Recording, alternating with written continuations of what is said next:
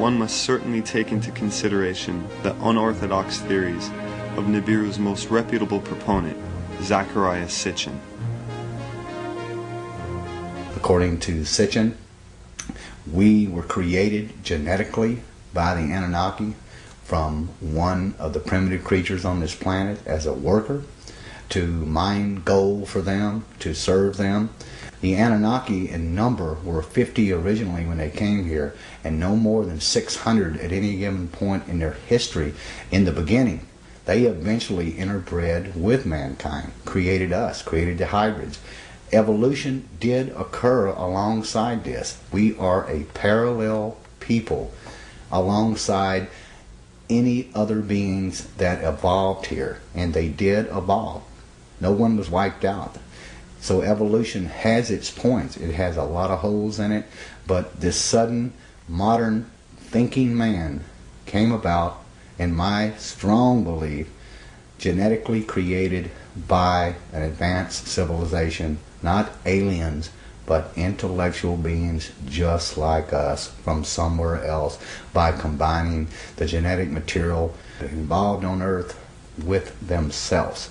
Now, regarding this other guys that see the Earth, I would like to know, I would like for that thing to be true, because I might have a hard time understanding how can life could have started on Earth. I have this theory, this model, that this theory on the wall. I have this model about how life emerged step by step, but I still have problem at places explaining the origin of order, explaining the origin of information, and so some other issues. So I would enjoy the situation where somebody else did it. It's too perfect to be true almost. The genetic code, it's an absolutely unimaginable perfect machine. Okay? So how can a random thing become so perfect? That's very hard to understand. And how can one random thing be present on the entire Earth? You can explain it based on a few things. Either there was a genetic extermination. One type of life exterminated everything possible, everything else. Either that there was an artificial intervention from the very beginning. Somebody brought this type of life on Earth because it was a good Earth for that type of molecules that they were dealing with. Or somebody invented life, artifacts, made by somebody. Or life was seeded from outer space. People out there, even if you're not a scholar, even if you're not anything, if you open your eyes a little bit to this, and you start just doing your own research, you're going to find paths there that lead you to some things that are going to awaken new ideas into you.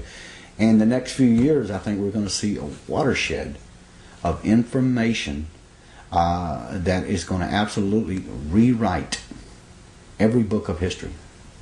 There's evidence left over this entire planet when you start thinking, and you must believe, that we are the offspring of these people. If there was a God, the God created those people before they created us. We are here because of an act of divine creation, but they were people just like us, only older, only more technically advanced.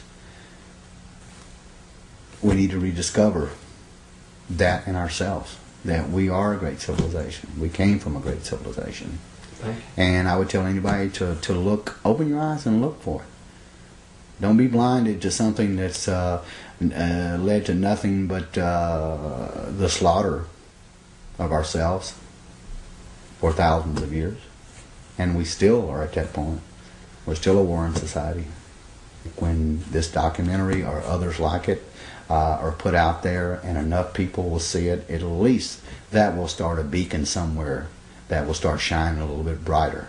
And so at some point we're going to see that we have a different history than what we've been given. The proof's there.